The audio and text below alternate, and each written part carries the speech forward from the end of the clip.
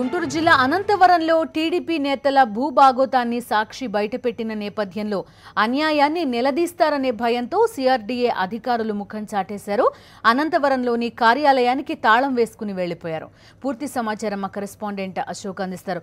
అశోక్, చెప్పండి, నిన్న పెట్టాల్సిన మీటింగ్ పెట్టలేదు. ఈ భూ సమీకరణకు సంబంధించి ఇవాళ ఏకంగా కార్యాలయమే తాళం వేసుకుని వెళ్లిపోయారు. ఎలాంటి ఇన్ఫర్మేషన్ ఉంది? అక్కడ రైతులు ఏమంటున్నారు?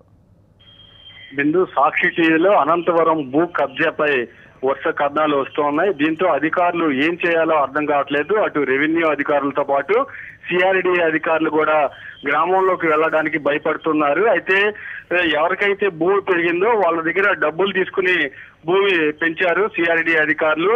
ఇప్పుడు వాళ్ళని ఆ భూమి కనుక తగ్గిస్తే వాళ్ళు ఊరుకోరు.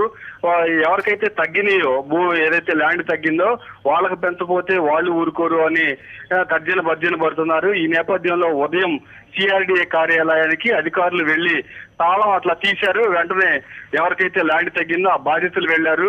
మా పరిస్థితి ఏంటి, మాకు అన్యాయం జరిగింది, దీన్ని ఎట్లా మీరు సరిచేస్తారని అడగడంతో ఒక్కసారిగా రైతులంతా వచ్చి మన మీద పడితే మేమేం చేయలేము అన్న నేపథ్యంలో వాళ్ళంతా వెంటనే తాళం వేసుకుని వెళ్లిపోవడం జరిగింది. ఉదయం నుంచి సిఆర్డీఏ అధికారులు వస్తారు, అన్యాయాన్ని ప్రశ్నించాలి, తగ్గిన ల్యాండ్ ని ఎట్లయినా సరిచేయించుకోవాలని బాధిత రైతులు ఎదురు చూస్తూ ఉన్నారు. కానీ అధికారులు ఉదయం వెళ్లిపోయిన అధికారులు ఎంతవరకు రాలేదు. దాంతో ఖచ్చితంగా రేపు అయినా సరే ఎల్లుండి అయినా సరే ఖచ్చితంగా అధికారులు వస్తారు, ఖచ్చితంగా తమకు న్యాయం చేయాలని చెప్తున్నారు. అయితే ఇది ఒక్కటే కాదు, సిఆర్డీఏ అధికారులు గ్రామాల్లోకి వెళ్ళాలి అంటేనే భయపడుతున్నారు.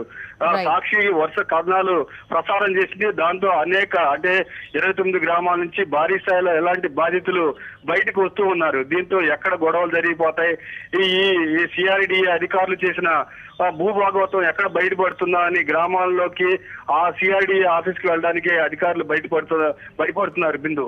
రైట్ అశోక్.